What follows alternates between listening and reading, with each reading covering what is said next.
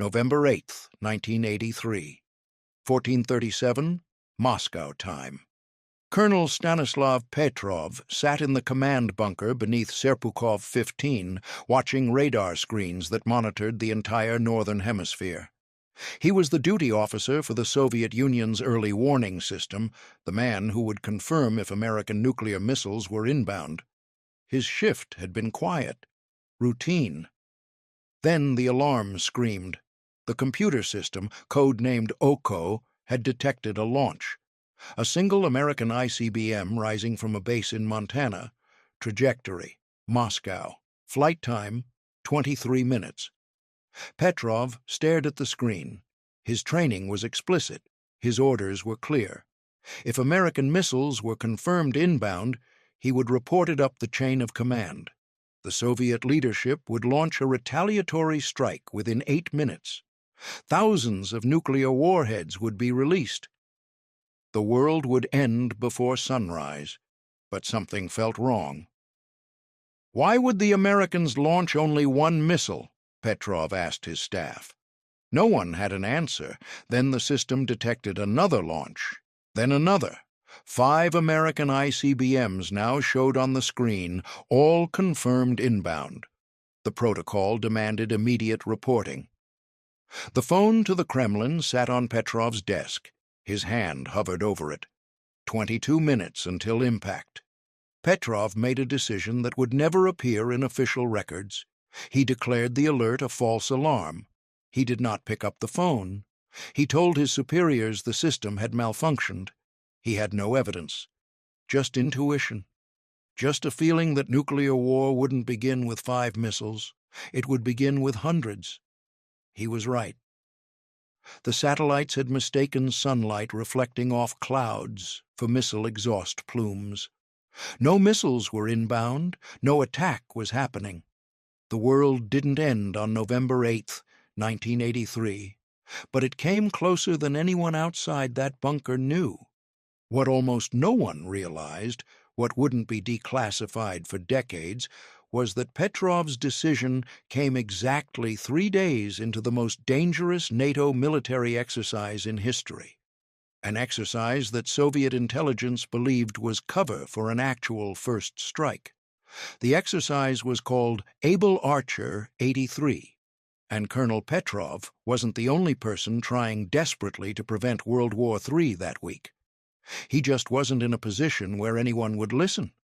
6 days earlier, November 2nd, 1983, Major General Yuri Votintsev, Chief of Staff of Soviet Air Defense Forces, received the first intelligence briefing about Able Archer 83.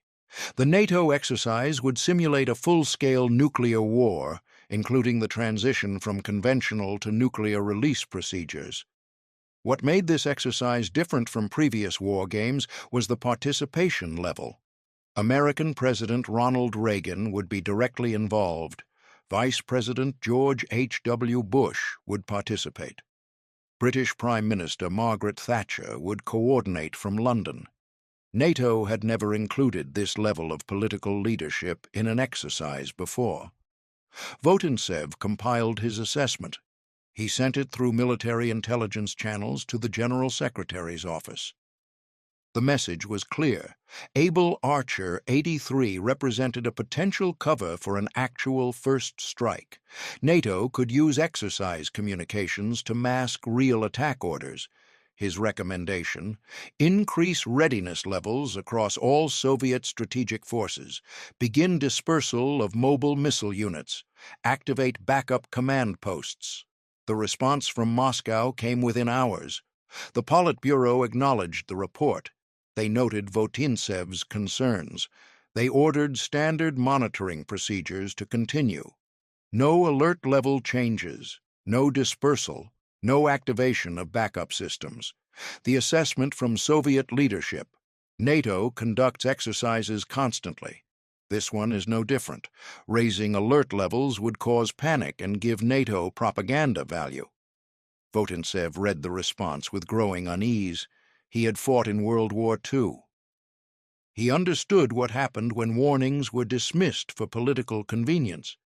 He knew exactly what happened in June 1941 when Stalin ignored warnings about German invasion because accepting them seemed politically inconvenient.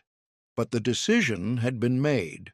Official policy stated Able Archer 83 was just an exercise. 3 days later, NATO forces began their simulated nuclear escalation procedures, and Soviet intelligence reported something that made Votintsev's initial warning seem optimistic by comparison. November 5, 1983. 09:15. Moscow time. Colonel Oleg Gordievsky sat in a safe house in Copenhagen, meeting with his MI6 handlers. Gordievsky was a KGB colonel stationed in London and the most valuable Western intelligence asset inside Soviet intelligence. He had urgent information. "The Kremlin believes Able Archer is real," Gordievsky told his handlers. "They think NATO is preparing an actual first strike masked as an exercise." The MI6 officers exchanged glances. This didn't match Western intelligence assessments. NATO exercises happened constantly. The Soviets understood this. There was no reason for genuine alarm. Gordievsky pressed harder. "You don't understand. The Soviet leadership believes Reagan is insane enough to launch. They've convinced themselves that NATO exercises in November could be cover for attack. The KGB has been ordered to watch for signs of preparation." He described the indicators Soviet intelligence was monitoring. "Blood bank inventory increases near NATO bases, family evacuations of NATO commanders, unusual communication patterns, changes in leave schedules for NATO nuclear forces. They're seeing patterns that aren't there," Gordievsky explained. "But they believe they're there, and they're preparing to respond." The intelligence was forwarded to MI6 headquarters, from there to the British cabinet, from there to NATO command. The response was skepticism. Western analysts concluded that Soviet concerns were either disinformation or paranoia. The idea that the Soviet Union, a nuclear superpower with thousands of warheads and comprehensive intelligence apparatus, could genuinely believe NATO would launch a first strike seemed absurd.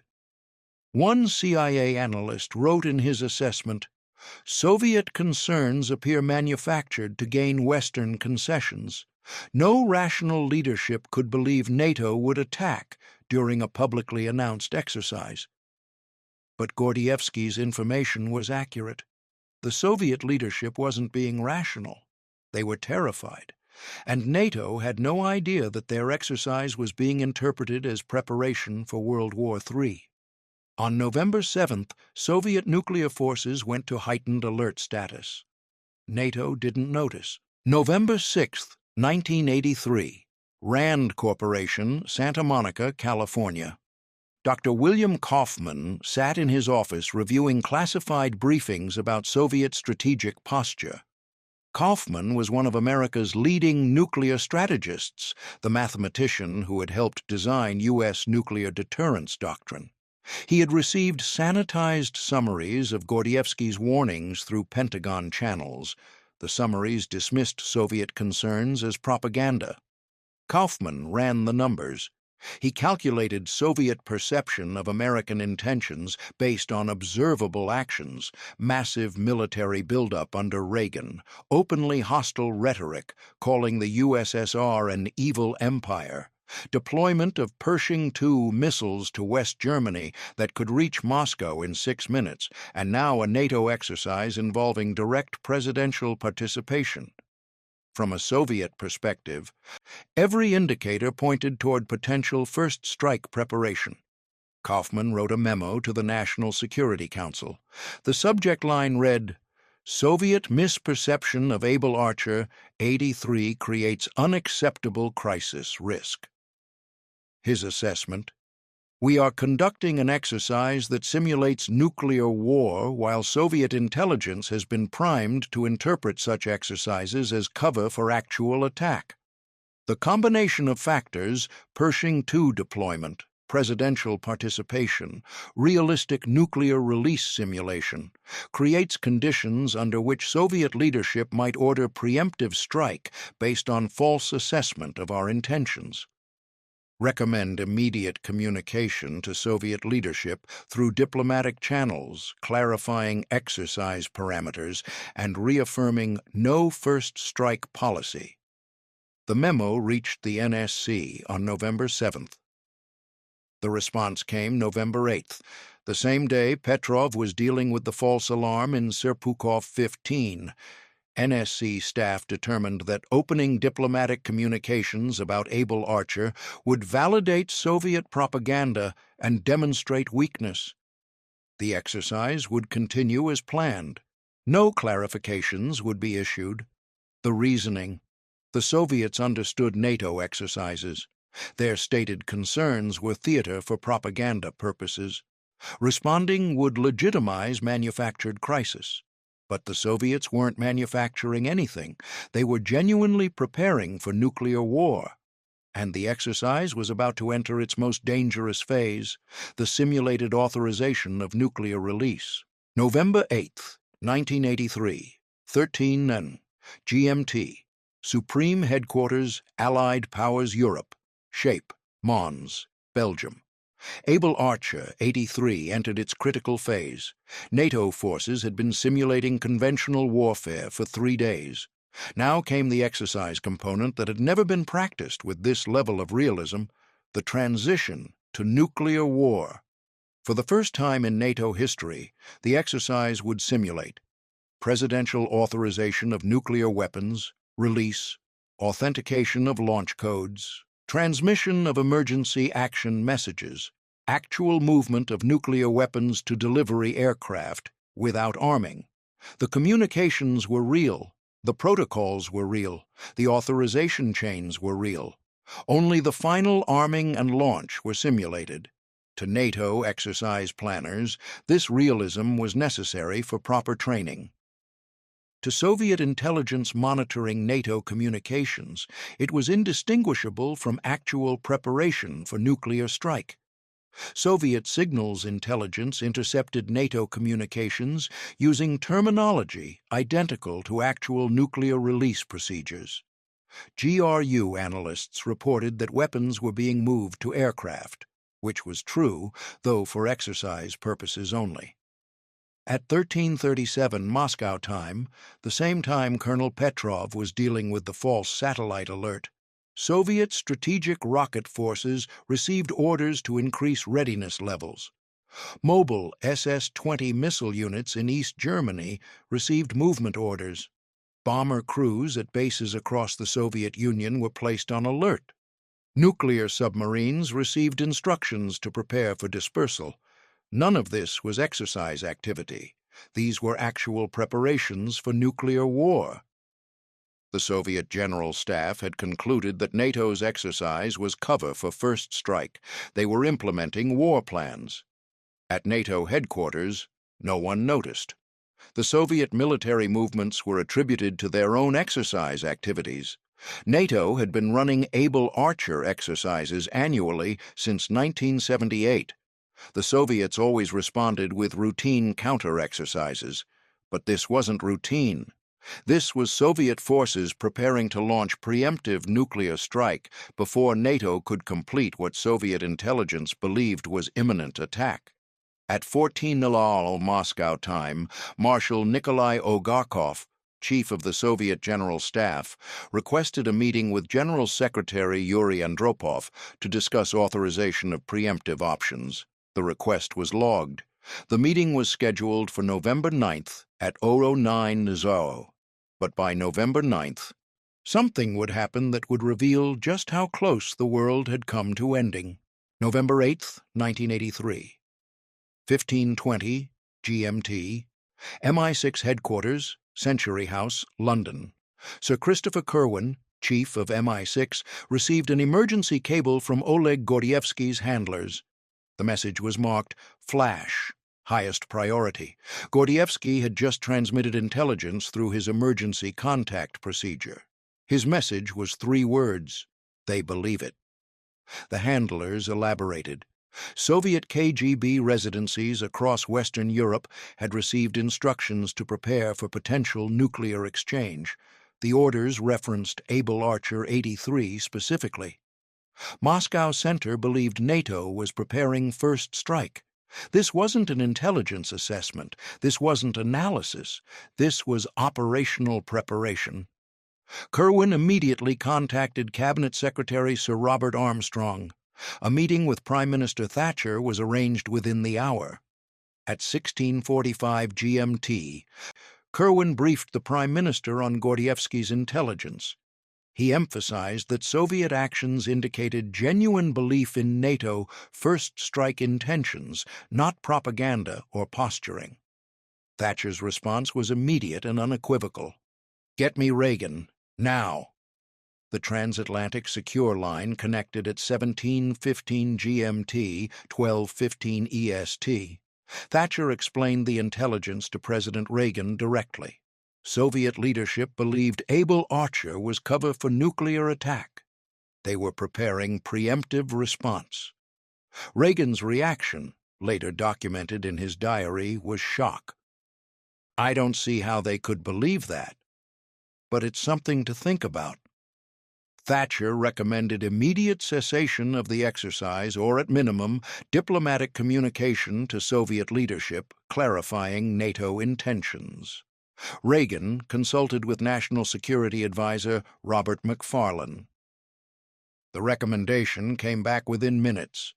Continue the exercise as planned. Any change would validate Soviet propaganda and demonstrate weakness. The logic was consistent with previous assessments. NATO could not allow Soviet disinformation to dictate alliance military readiness. Canceling an exercise because the Soviets claimed to misunderstand it would create precedent for future Soviet manipulation. But Thatcher pressed harder. "We're not dealing with manipulation. Gordievsky is reporting genuine Soviet belief in imminent attack. This isn't propaganda. This is operational preparation for nuclear war." Reagan agreed to forward the intelligence to Pentagon for review. He promised to reconsider if military analysts confirmed the Soviet readiness levels indicated genuine preparation rather than counter-exercise. The call ended at 17:47 GMT. At 18:00 GMT, Pentagon analysts began reviewing intelligence about Soviet strategic force posture. Their assessment would take 6 hours to complete. By the time the assessment reached the White House, Able Archer 83 would already be over. But the world wouldn't know how close it had come. November 8, 1983. 18:30 EST. The Oval Office, Washington, D.C. President Ronald Reagan sat with National Security Advisor Robert McFarlane, reviewing the day's intelligence briefings. The Able Archer exercise had been mentioned in his daily brief for 3 days. Each brief characterized it as routine NATO training, with no unusual Soviet response. McFarlane received an updated intelligence summary at 18:45. The summary included new information. Soviet strategic rocket forces had increased readiness levels. Mobile missile units were dispersing. Nuclear bomber crews were on alert. Reagan read the summary carefully.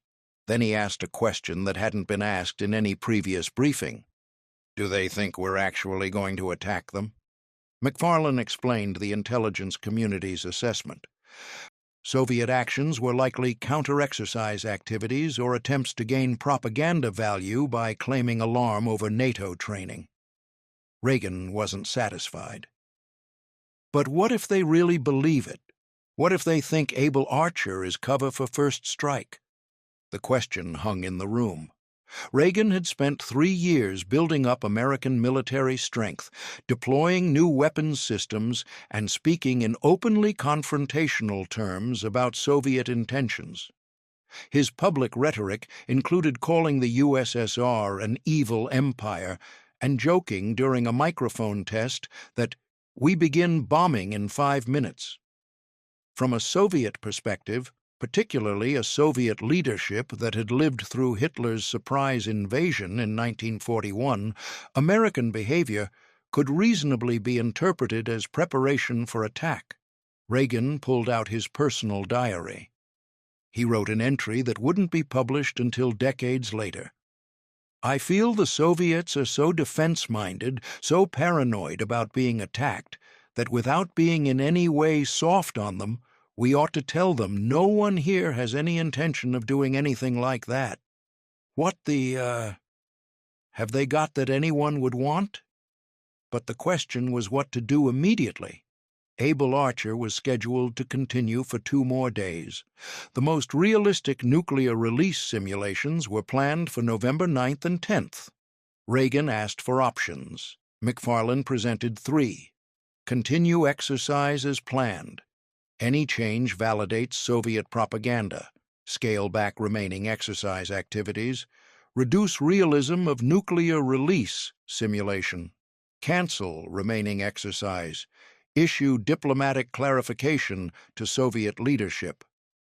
Option 1 had unanimous support from Pentagon leadership. Option 2 had support from State Department. Option 3 had support from CIA and MI6. Reagan made a decision that appeared in no official record of Able Archer 83. He ordered the exercise to conclude naturally on November 9th instead of November 11th. The most realistic nuclear simulation phases would be abbreviated or eliminated. No formal cancellation would be announced. The reasoning: give Soviet intelligence observable indication that NATO was not preparing actual attack, while avoiding appearance of bowing to Soviet pressure. But the orders to modify the exercise wouldn't reach NATO command structure until November 9th at 08 Sugar GMT. By then, Marshal Ogarkov would already be in his scheduled meeting with General Secretary Andropov discussing preemptive nuclear options. November 9th, 1983. 09 Moscow time. The Kremlin, Moscow. Marshal Nikolai Ogarkov, chief of the Soviet General Staff, sat across from General Secretary Yuri Andropov in the General Secretary's office. Also present, Defense Minister Dmitry Ustinov and KGB Chairman Viktor Chebrikov. Andropov was 69 years old and gravely ill. Kidney disease had weakened him severely. He spent most days in hospital conducting government business from his bed. This morning, he had insisted on meeting in his Kremlin office because the matter demanded it. Ogarkov presented the military assessment of Able Archer 83. NATO had conducted the most realistic nuclear release simulation in alliance history. Communications monitoring indicated actual weapons movement. Presidential-level participation suggested political authorization was in place. Intelligence from KGB residencies indicated NATO commanders' families were being quietly evacuated from some bases.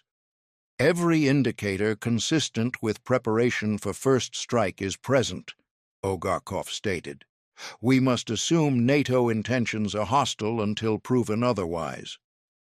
Ogarkov's recommendation: authorize preemptive strike against NATO nuclear forces in Western Europe.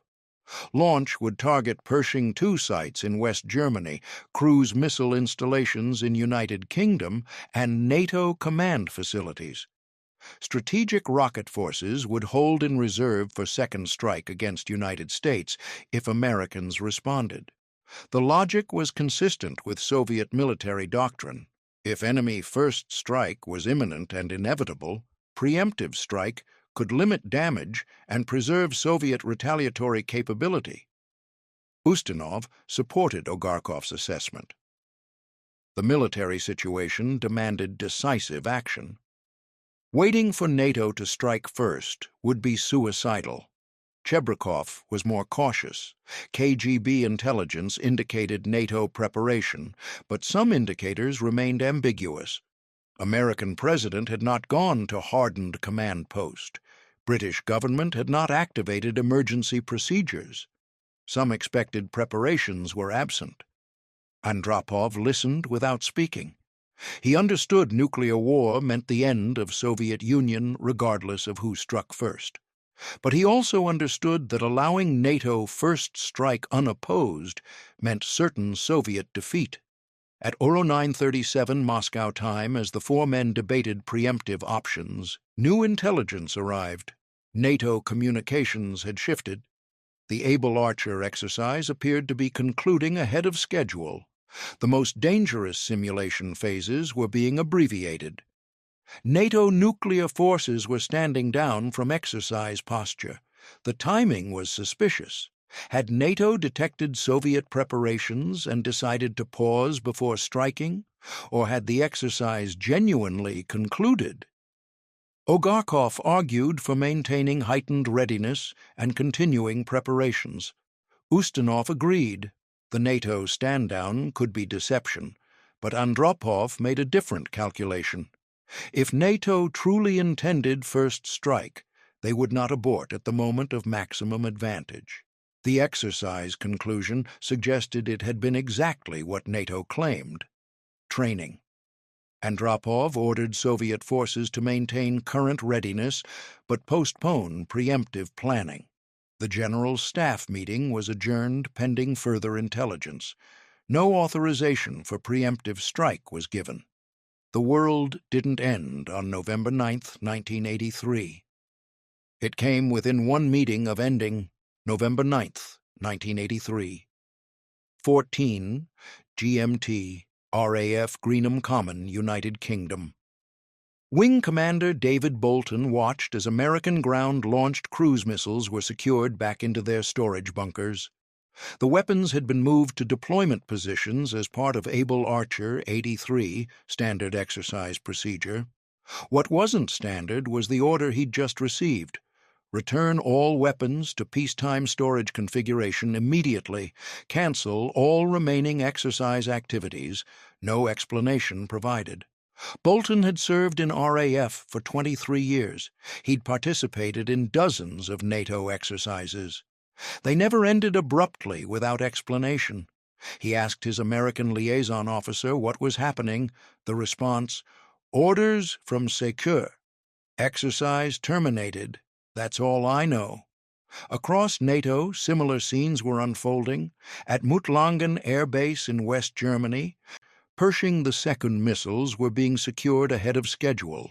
At Ramstein Air Base, nuclear-capable F-16s were standing down from alert status.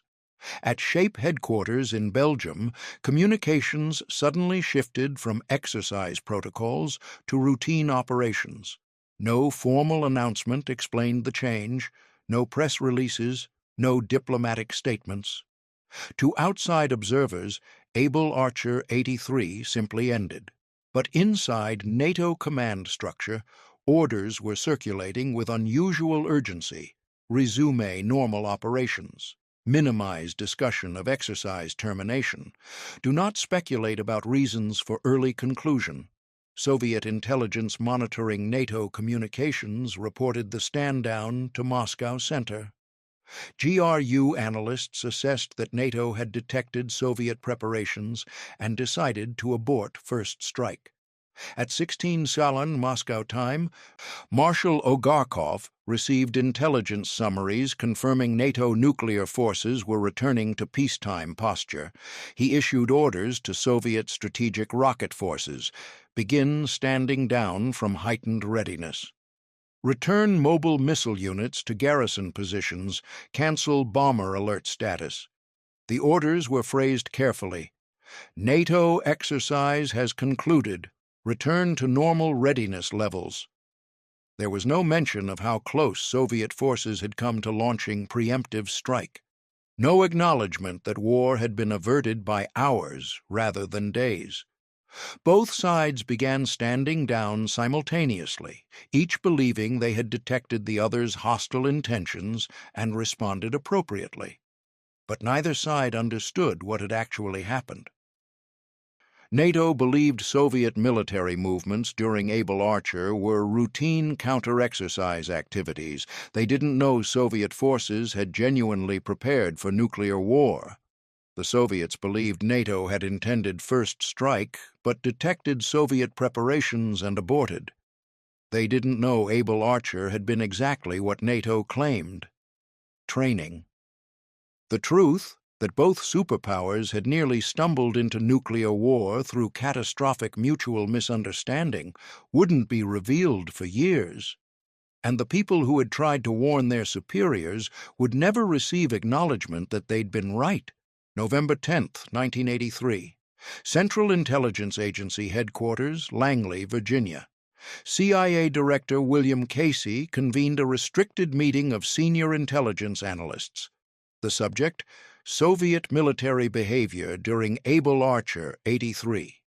Satellite reconnaissance had documented unusual Soviet force movements. Strategic rocket force units had dispersed from garrison positions. Nuclear bomber crews had gone to alert status. Communications patterns had shifted to wartime protocols. The movements had occurred November 7th through 9th, precisely coinciding with Able Archer's most realistic nuclear simulation phases. One analyst presented an assessment that Soviet actions indicated genuine preparation for nuclear war, not exercise activities. The timing was too precise. The movements were too extensive. The communications were too consistent with actual war mobilization. His conclusion: Soviet leadership had interpreted Able Archer as cover for NATO first strike and had prepared preemptive response. Casey listened to the full briefing. Then he made a decision that would shape how Able Archer 83 was understood for decades. "This assessment will not be distributed," Casey stated. "Soviet force movements were counter-exercise activities. They posed no genuine threat. Any suggestion that Able Archer created crisis conditions undermines NATO readiness and validates Soviet propaganda." The analyst protested. The intelligence clearly indicated Soviet forces had genuinely mobilized for war. This wasn't exercise behavior. Casey was unmoved. "The Soviets conduct propaganda operations designed to make NATO exercise activities appear threatening. We will not contribute to this by circulating alarmist assessments that suggest our exercise created genuine crisis." The assessment was classified at a level that prevented distribution beyond the immediate office. The official CIA position became: Soviet actions during Able Archer were routine counter-exercise activities with no crisis implications. The same day, similar decisions were being made in Moscow. KGB Chairman Viktor Shcherbakov ordered a review of intelligence reporting about Able Archer 83. His conclusion: KGB residencies had overreacted to routine NATO exercise activities. Future reporting should maintain perspective and avoid alarmist assessments. The KGB analysts who had correctly identified Able Archer's unprecedented realism were reprimanded for lack of analytical rigor. Their reports were archived with notations indicating assessment did not meet analytical standards. Marshal Ogarkov issued directives to Soviet military intelligence. NATO exercises will be monitored through standard procedures.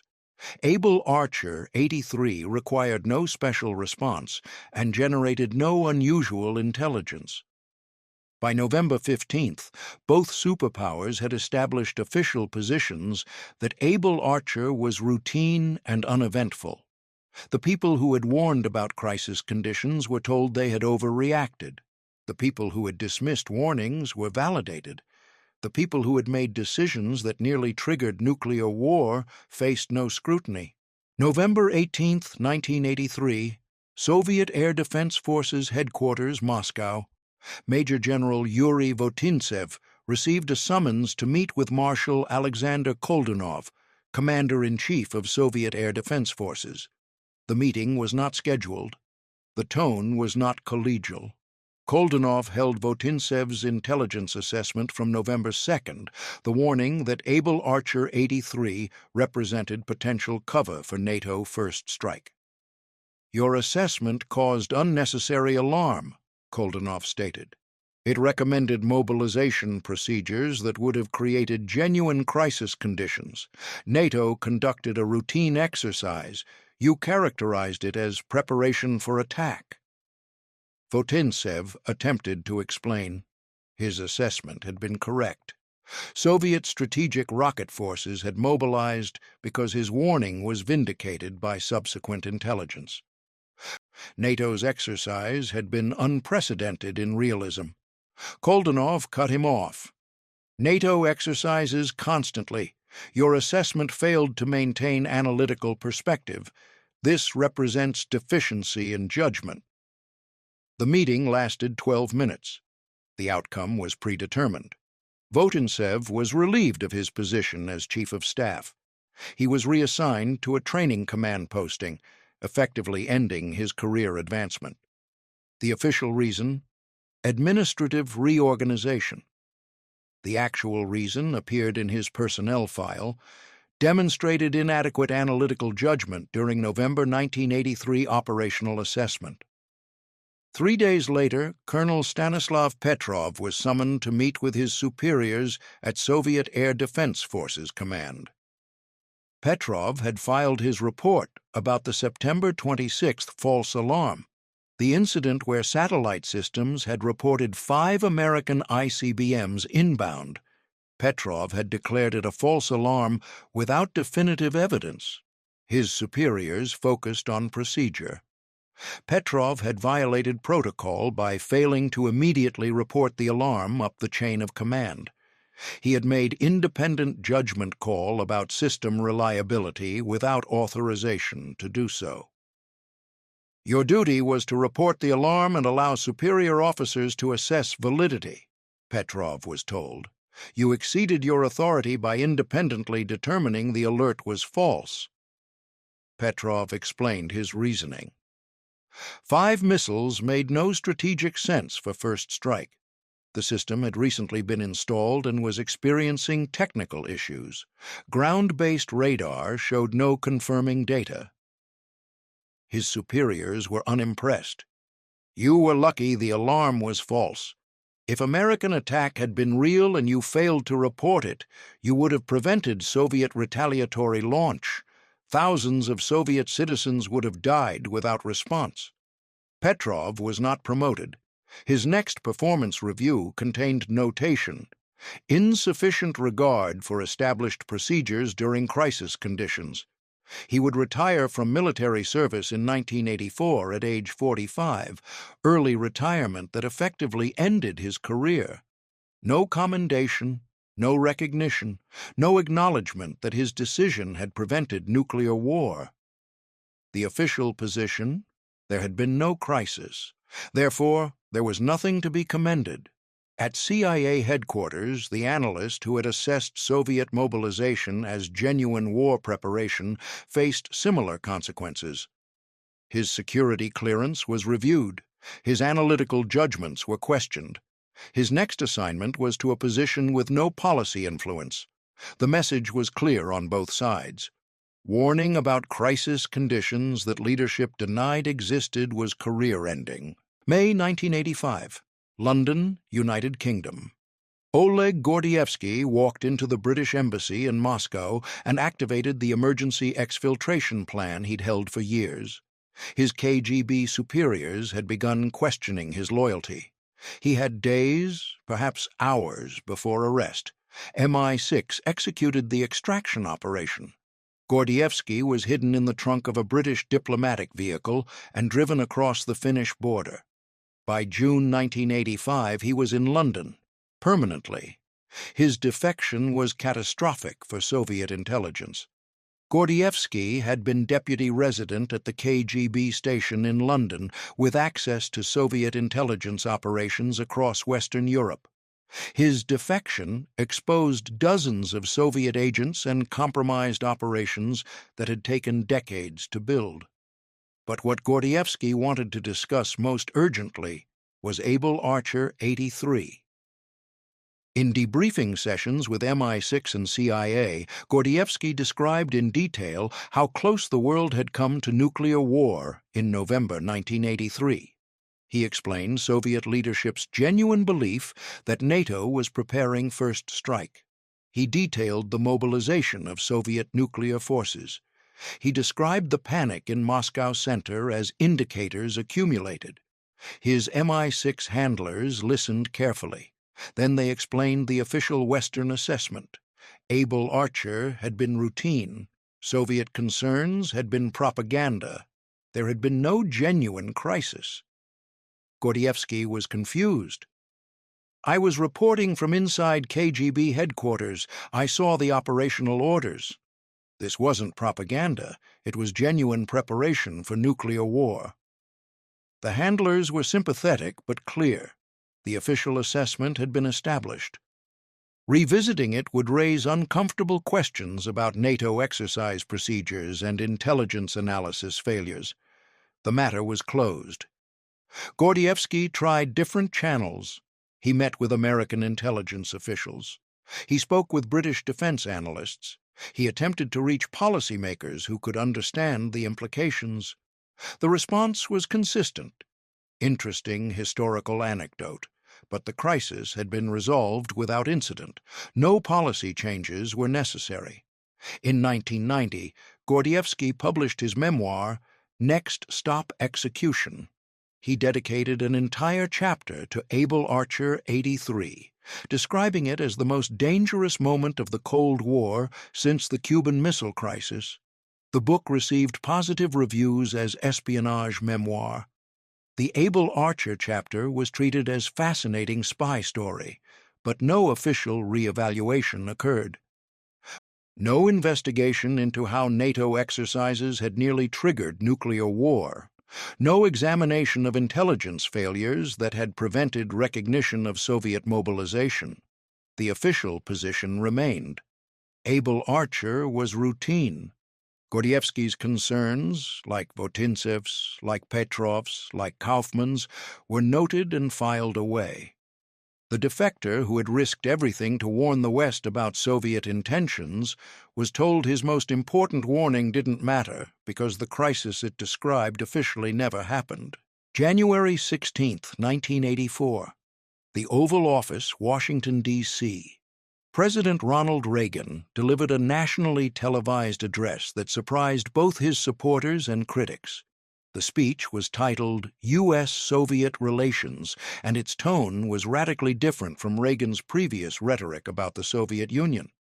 "Neither we nor the Soviet Union can wish away the differences between our two societies and our philosophies," Reagan stated, "but we should always remember that we do have common interests, and the foremost among them is to avoid war and reduce the level of arms." Reagan described a fictional couple, Jim and Sally from America, Ivan and Anya from Russia, and suggested they would get along fine if they could meet. He emphasized common humanity over ideological conflict. The speech stunned Washington. This was the president who had called the Soviet Union an evil empire just 10 months earlier, the president who had joked about bombing Russia, the president who had overseen the largest peacetime military buildup in American history. What had changed?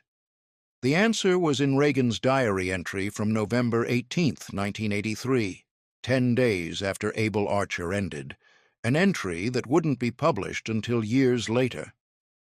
"I have been thinking about the Soviet mindset, about how they see things.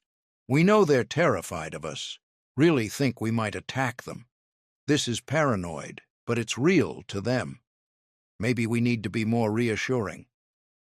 Reagan had been deeply shaken by intelligence reports about Soviet military mobilization during Able Archer. Despite official CIA assessments downplaying the crisis, Reagan had read the raw intelligence. He understood how close the world had come. He began meeting regularly with Soviet experts, asking questions about Soviet psychology, Soviet fears, Soviet historical experience with surprise attack. He read histories of World War II Eastern Front.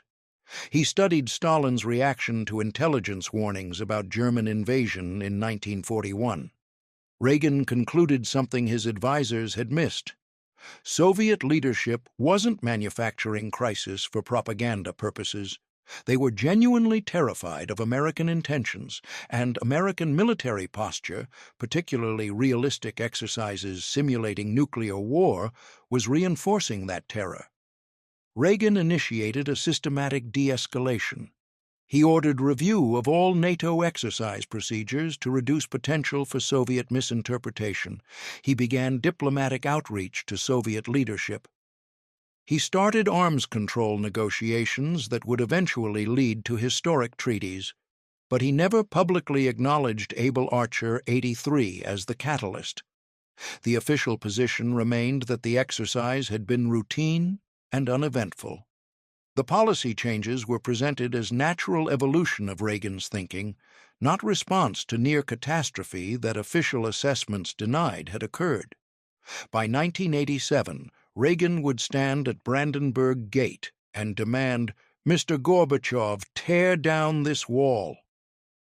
But the journey to that moment began in November 1983, when Reagan realized American military exercises were being interpreted as preparation for nuclear attack, and decided Soviet fears deserved to be taken seriously even if official assessments dismissed them. December 1983 through December 1991. Washington, D.C., London, and Moscow. In the aftermath of Able Archer 83, all three governments took similar actions. They classified everything related to the exercise at the highest levels of secrecy. American documents about Able Archer were marked Top Secret Umbra, a classification level that prevented disclosure even to NATO allies. British documents were classified under Strap 3, accessible only to officials with specialized clearance. Soviet documents were marked Osoboy Vaznosti, special importance, which restricted access to senior leadership only. The classifications weren't justified by protecting military secrets or intelligence sources. Able Archer procedures were standard NATO training. Soviet force movements were observable by satellite.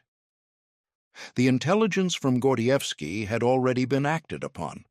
The classifications existed to prevent public knowledge of how close nuclear war had come and how catastrophically intelligence and command systems had failed to recognize it.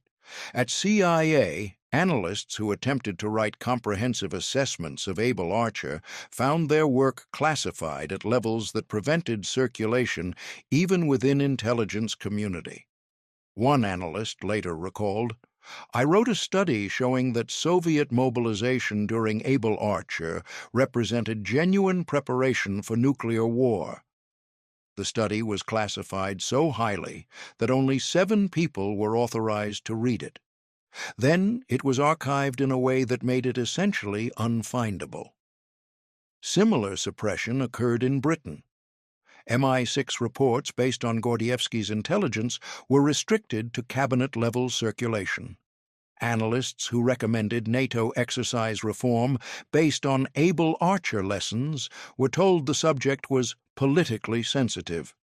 In the Soviet Union, military records of November 1983 force movements disappeared into archives accessible only with Politburo authorization. Officers who had participated in mobilization were instructed never to discuss the operations. The result was institutional amnesia on all sides. By 1985, NATO planners designing Able Archer 85 had no access to lessons learned from Able Archer 83. The crisis had been so thoroughly classified that the people responsible for preventing future crises didn't know it had occurred. Soviet military intelligence analyzing NATO exercises in 1986 had no institutional memory of November 1983. The assessments that had been vindicated were classified. The analysts who had been correct were gone. The pattern repeated throughout late Cold War. NATO conducted exercises. Soviets interpreted them as potentially hostile. No one on either side had access to the evidence that this dynamic had nearly caused nuclear war. In 1991, the Soviet Union collapsed. Archives began opening. Western historians started accessing Soviet documents about Cold War crises. The Cuban Missile Crisis files revealed how close the world had come to nuclear war in 1962. The Able Archer files remained locked. In 1996, Stanislav Petrov's story about the September 1983 false alarm was revealed publicly for the first time. He was interviewed by Russian media. Western journalists discovered the incident and reported it globally. Petrov described his decision not to report the false alarm up the chain of command. He explained how close Soviet Union had come to launching retaliatory strike based on satellite error. But he couldn't discuss Able Archer. Those files remained classified in Russia, and in America and Britain, Able Archer documents were still restricted. The world learned about Petrov's September incident, a false alarm prevented by one officer's judgment. But they didn't learn about November's Able Archer crisis, a near war created by systematic command failure on both sides. May 2013, George Washington University, Washington, D.C. Dr. Nate Jones, director of the Freedom of Information Act project at the National Security Archive, received a package from the British National Archives. It contained newly declassified documents about NATO exercises in 1983. One document stood out: a cable from British intelligence to Prime Minister Thatcher dated November 8, 1983, marked Priority, Flash. The cable described Soviet military forces mobilizing in response to Able Archer 83. It characterized Soviet actions as genuine preparation for nuclear war, not exercise activities. It recommended immediate cessation of NATO exercise to prevent catastrophic misunderstanding. Jones immediately recognized the significance. The cable contradicted 30 years of official assessments that Able Archer had been routine and uneventful. He filed Freedom of Information Act requests with CIA, NSA, and Pentagon for all documents related to Able Archer 83. The requests were denied on national security grounds. Jones appealed. The appeals were denied. The justification: documents related to NATO nuclear exercises remain classified to protect alliance security. But the British document had already revealed the truth. Able Archer 83 had nearly triggered nuclear war, and American intelligence agencies were still covering it up 30 years later. Jones published his findings in academic journals and historical forums. Other historians began investigating. German archives contained documents showing Soviet military movements in East Germany during November 1983. Polish archives documented Warsaw Pact force alerts. Even limited document releases began confirming what Gordievsky and others had reported. Able Archer had created genuine nuclear crisis. In 2015, presidential advisor on Soviet affairs Jack Matlock published his memoir, Reagan and Gorbachev: How the Cold War Ended. He included a chapter on Able Archer 83. Matlock revealed that Reagan had been deeply disturbed by intelligence reports about Soviet mobilization during the exercise.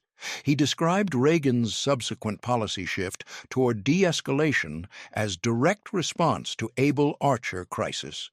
The exercise made Reagan realize that the Soviets genuinely feared American attack, Matlock wrote. It was the most important moment in his presidency in terms of shaping his approach to the Soviet Union. And for 30 years, we couldn't talk about it.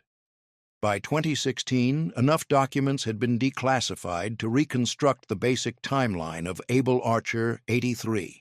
NATO exercise with unprecedented realism, Soviet intelligence interpretation as cover for first strike, Soviet military mobilization for preemptive nuclear strike, multiple warnings from intelligence professionals dismissed as paranoia, exercise concluded abruptly to prevent catastrophe, immediate classification of entire affair by all parties, decades of denial that crisis had occurred.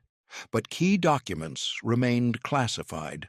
The full extent of Soviet mobilization was still secret. The complete intelligence reporting was still restricted. The internal debates within American and Soviet leadership were still locked in archives. In 2018, the National Security Archive at George Washington University published a comprehensive collection of declassified Able Archer documents. The introduction stated, "Able Archer 83 was the most dangerous moment of the Cold War after the Cuban Missile Crisis. For 35 years, this fact was systematically obscured by classification policies designed to prevent acknowledgement of how close nuclear war came due to mutual misunderstanding and intelligence failure." The historians had done what intelligence professionals couldn't do in 1983, force recognition that crisis had occurred. But by then, everyone who had tried to warn about it in real time was either dead or forgotten. January 2006, Dresden, Germany. Stanislav Petrov stood on stage at Dresden City Hall, receiving the World Citizen Award from the Association of World Citizens. The citation read, "For preventing nuclear war by refusing to report false alarm as genuine attack." Petrov was 66 years old. He had lived in obscurity in Russia since his early retirement from military service in 1984. He survived on pension of approximately $200 per month.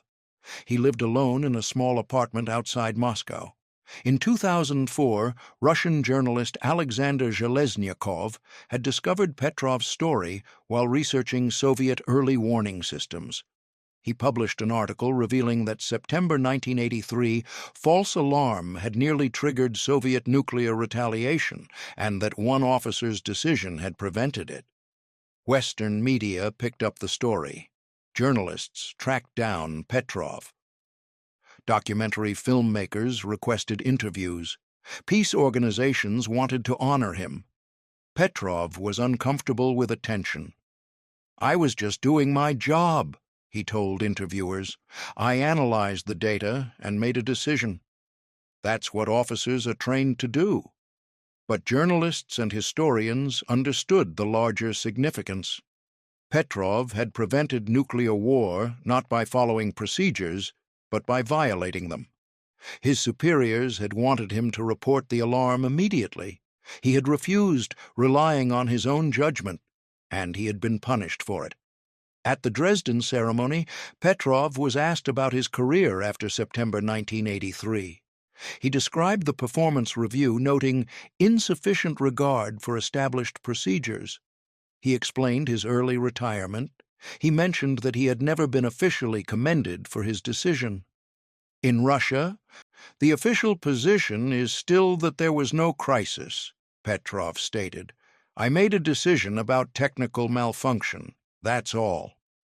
But what Petrov couldn't discuss, because Russian military archives remained classified, was the context of his decision. The September 1983 false alarm had occurred exactly 6 weeks before Able Archer 83. Soviet leadership was already primed to expect American attack. Intelligence directives had ordered heightened vigilance for indicators of NATO first strike. When Petrov's early warning system reported 5 American ICBMs inbound, it matched exactly what Soviet intelligence expected to see if American surprise attack was underway. If Petrov had followed procedures and reported the alarm as genuine, Soviet leadership would have launched retaliatory strike, not because the system was correct, but because the alert confirmed their expectations. And 6 weeks later, when Able Archer 83 created similar indicators, Soviet forces would have been even more primed to launch based on circumstantial evidence. Petrov's decision had prevented 2 potential paths to nuclear war: the immediate false alarm and the precedent that would have made Able Archer even more dangerous. But none of this was acknowledged at Dresden. The award citation mentioned only September 1983. Able Archer remained classified. After the ceremony, Petrov was interviewed by Kevin Costner, who was producing a documentary about the incident. Costner asked Petrov how he felt about being known as the man who saved the world. Petrov's response, "I don't feel like I saved anything. I just made a decision. And many other people made similar decisions during those years that prevented war. Most of them you'll never hear about." He was right. Votintsev's warning about Able Archer, Kaufman's risk assessment, Gordievsky's intelligence reporting, Reagan's order to modify the exercise, Andropov's decision not to authorize preemptive strike. All of them were decisions that prevented nuclear war. None of them received recognition because officially there had been no danger. Petrov died in 2017 at age 77. His obituaries described him as the Soviet officer who prevented nuclear war in 1983. They focused on the September false alarm. Most didn't mention that his decision had come during a period when Soviet leadership was convinced American attack was imminent, a conviction that would intensify during Able Archer 83 2 months later. 2017-2019, NATO headquarters, Brussels, Belgium. NATO strategic planners designed a major military exercise called Trident Juncture 2018. The exercise would involve 50,000 troops, 250 aircraft, and 65 vessels from 31 nations. It would simulate collective defense response to major attack. The exercise would include realistic nuclear escalation scenarios. Communications would use actual protocols for nuclear weapons release authorization. The realism would be unprecedented in NATO history since Able Archer 83. But the planners designing Trident Juncture had no institutional memory of Able Archer. The crisis had been so thoroughly classified that lessons learned were never incorporated into NATO exercise doctrine. Dr. Beatrice Fien, Executive Director of the International Campaign to Abolish Nuclear Weapons, 2017 Nobel Peace Prize winner, wrote an open letter to NATO leadership. She warned that realistic nuclear escalation exercises create risk of misinterpretation by Russia. She cited Able Archer 83 as historical precedent. NATO's 1983 exercise had nearly triggered nuclear war because Soviet leadership misinterpreted realistic training as actual preparation for attack. The same dynamic could occur with Trident Juncture. NATO's response was dismissive. Official statement: NATO exercises are clearly communicated as training activities. Able Archer 83 was routine exercise that posed no crisis conditions. Historical claims of danger are not supported by evidence. The same denial that had followed Able Archer in 1983 was repeated in 2018. 35 years later, institutional memory had been so successfully erased that NATO was repeating the pattern. Trident Juncture proceeded as planned in October-November 2018. Russia responded with military exercises of its own, including movement of nuclear-capable Iskander missiles to Kaliningrad, directly bordering NATO territory. Western media reported Russian exercises as provocative and aggressive. Russian media reported NATO exercises as threatening and hostile. Neither side acknowledged that nearly identical pattern had occurred in 1983. The world didn't end in November 2018, but it came closer than public awareness recognized. In 2019, Admiral James Stavridis, former NATO Supreme Allied Commander, published an article titled, "What NATO Should Learn from Able Archer 83. He wrote, "I commanded NATO forces for 4 years. During that time, I was never briefed on Able Archer 83. The most dangerous NATO exercise in history was so classified that the people responsible for conducting NATO exercises had no knowledge of it. This represents catastrophic failure of institutional learning." Stavridis recommended comprehensive declassification of Able Archer documents and incorporation of lessons learned into NATO exercise protocols. His recommendations were noted by NATO staff. No policy changes were implemented. February 2022, Munich, Germany. Russian President Vladimir Putin delivered a speech at a Russian Security Council meeting that was broadcast internationally. His subject, NATO expansion and Western military posture.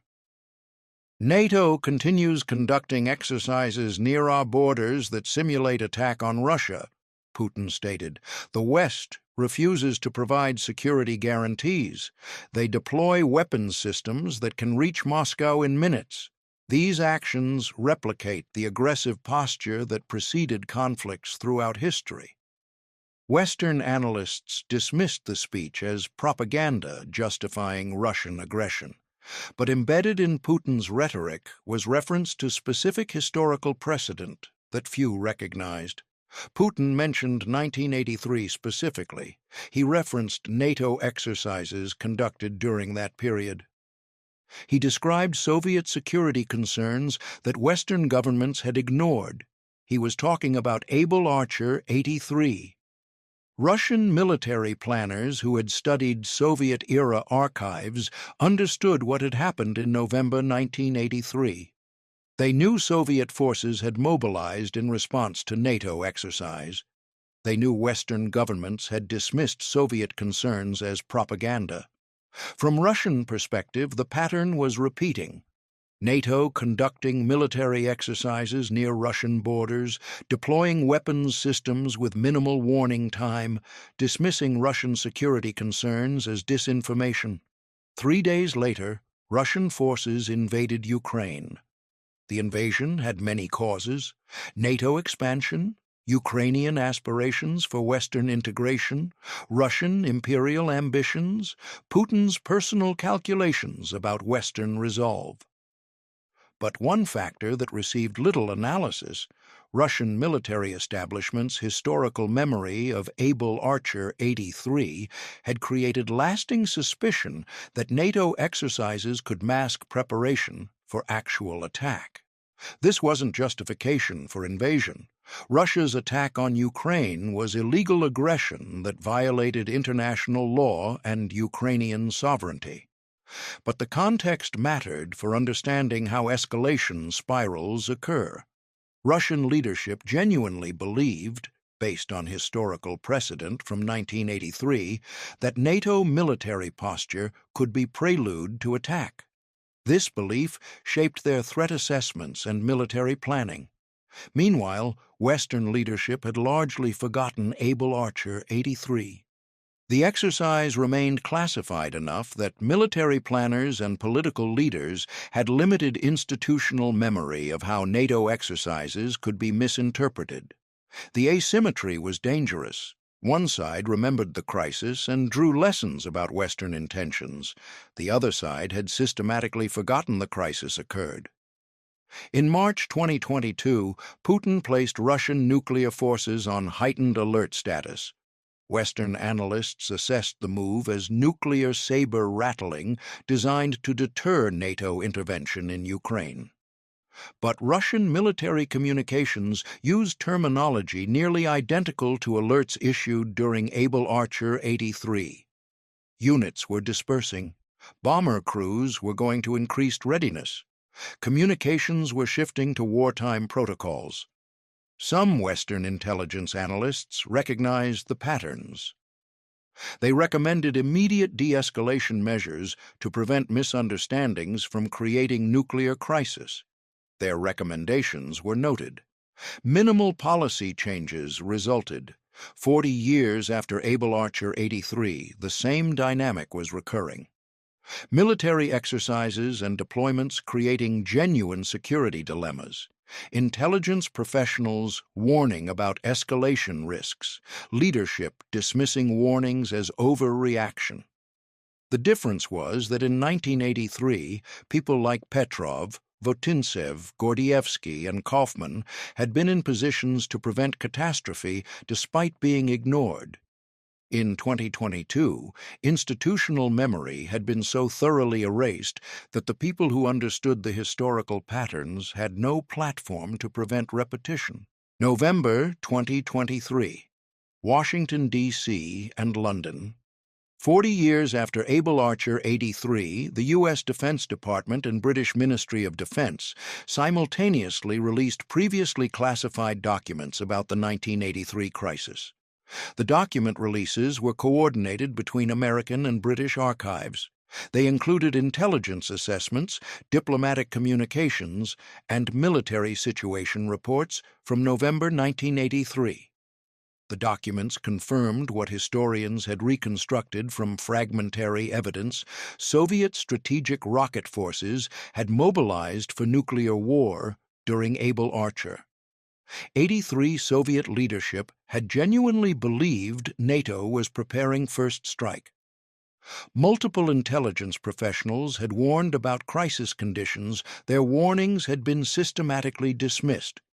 Both Reagan and Thatcher had understood the danger and modified policy accordingly. The entire affair had been immediately classified to prevent public knowledge. The document releases included Reagan's diary entries about Able Archer. His handwritten notes revealed genuine alarm about how close nuclear war had come. One entry from November 1983 stated, "We may have inadvertently come closer to nuclear war than anyone intended. The Soviets really do believe we might attack them. This is dangerous beyond anything I imagined." The releases also included previously classified British intelligence assessments. One report from MI6 stated bluntly, "Soviet mobilization during Able Archer 83 represented genuine preparation for preemptive nuclear strike. Only fortuitous timing of exercise conclusion prevented potential catastrophe." Western media covered the document releases extensively.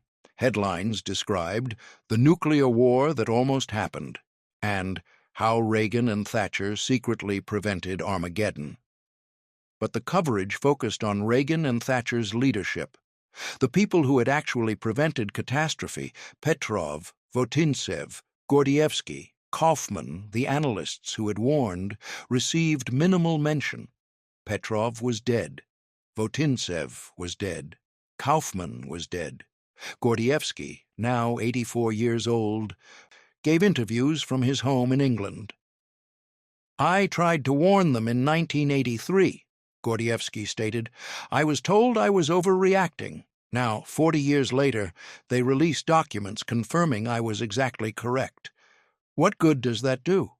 The people who made the decisions that nearly ended the world faced no accountability. The people who tried to prevent catastrophe got punished or ignored. Russian archives remained closed. Soviet documents about Able Archer 83 were still classified. Russian government position remained that Western accounts of the crisis were exaggerated for propaganda purposes. The asymmetry ensured continued misunderstanding. Western governments finally acknowledged the crisis had been real. Russian government continued denying it. Neither side learned the complete lessons about how escalation spirals occur through mutual misunderstanding. In December 2023, NATO announced a comprehensive review of exercise procedures to incorporate lessons from Able Archer 83. The review would assess how realistic training could be conducted without creating risk of misinterpretation. The review was scheduled to be completed by 2025. 42 years after the crisis occurred, institutional learning finally began. This is how command failures manifest in war and in the prevention of war. Not through dramatic betrayals or obvious incompetence, but through the systematic dismissal of uncomfortable intelligence, through punishing subordinates who report problems instead of addressing the problems themselves, through giving orders that deny reality rather than adapting to changed circumstances. In November 1983, multiple people tried to warn their superiors that the world was stumbling toward nuclear war.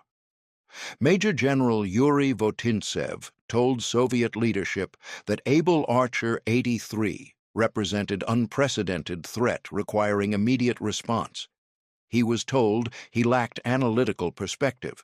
He was relieved of command. Colonel Oleg Gordievsky reported to MI6 that Soviet leadership genuinely believed NATO was preparing first strike. He was told Soviet concerns were propaganda. His intelligence was archived as historical anecdote. Dr. William Kaufman calculated that Soviet misperception of American intentions created unacceptable crisis risk. He was told that responding to Soviet concerns would validate propaganda. His recommendations were rejected.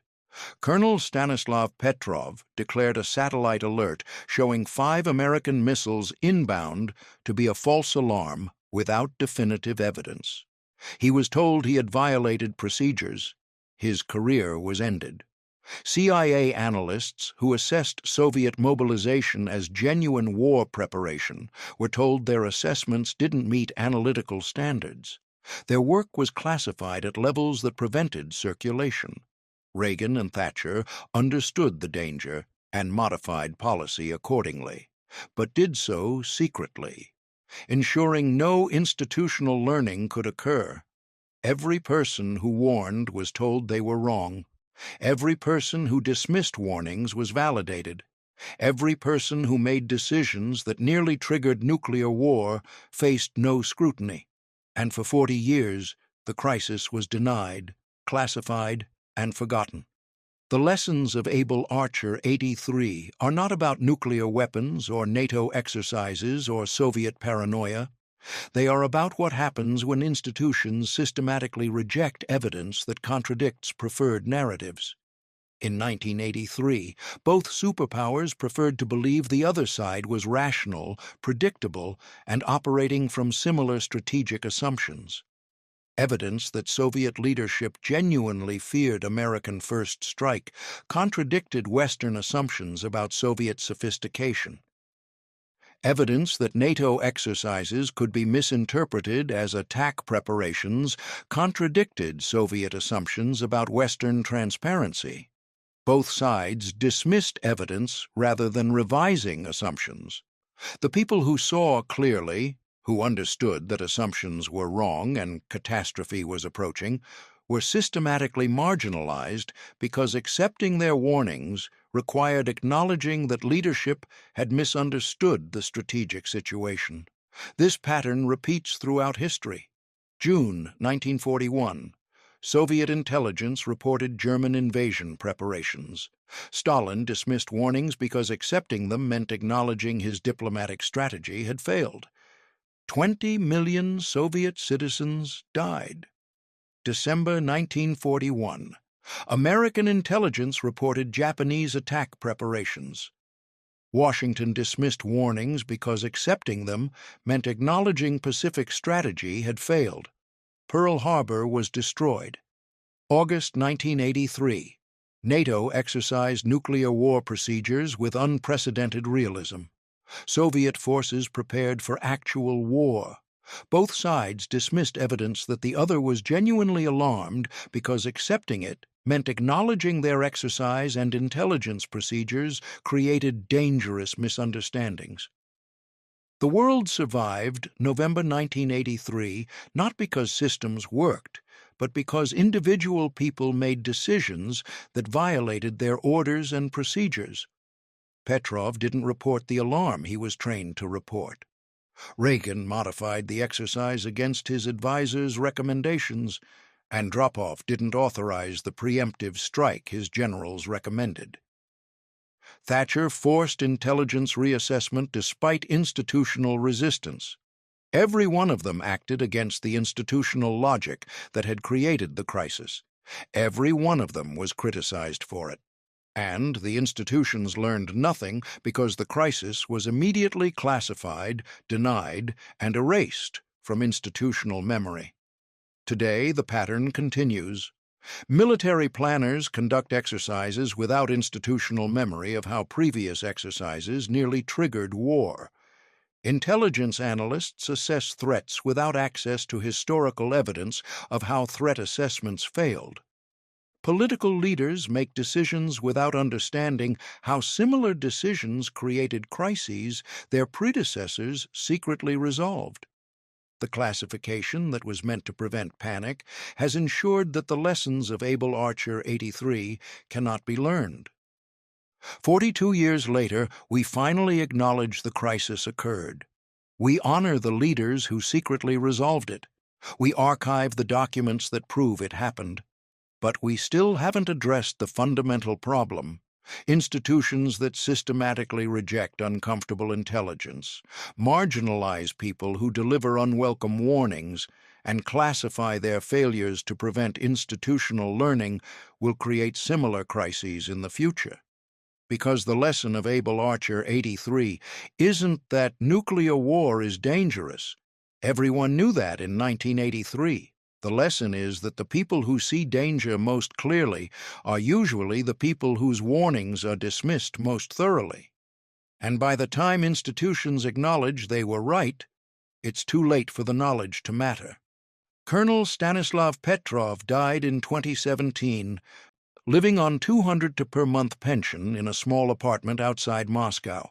He spent 34 years knowing he had prevented nuclear war, never officially acknowledged by his government. Major General Yuri Votintsev died in 2009, his career having ended because he warned about a crisis that was later confirmed but never acknowledged. Dr. William Kaufman died in 2008, his risk assessment about Able Archer vindicated by declassified documents released 15 years after his death. Oleg Gordievsky lives in England, 84 years old, still explaining that his most important intelligence warning was dismissed as overreaction until 4 decades later. They were right. They tried to warn. They were ignored, marginalized, or punished. And thousands of people who might have learned from their warnings never knew the warnings existed because the institutions they warned classified the evidence of their own failures.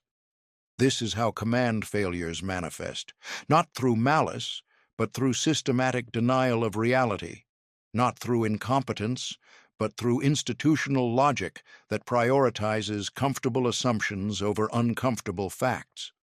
Adolf Galland tried to warn Hermann Göring in August 1943 that American fighters were penetrating deep into Germany.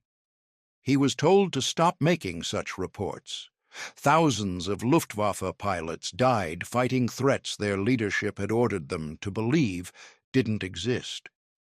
40 years later, the same pattern nearly ended human civilization. And 40 years after that, we're still learning. Too slowly, too late, that the people trying to warn us deserve to be heard before catastrophe proves them right. If you found this story compelling, please like this video. It helps us share more forgotten moments when individuals prevented disasters their institutions denied existed. Subscribe to stay connected with these untold histories. Each one matters. Each one contains lessons we desperately need to learn. Leave a comment below telling us where you're watching from. Our community spans from veterans who served during these crises to students discovering them for the first time. You're part of keeping these stories alive. Thank you for watching. Thank you for remembering. And thank you for understanding that the warnings we dismiss today may be the catastrophes we memorialize tomorrow.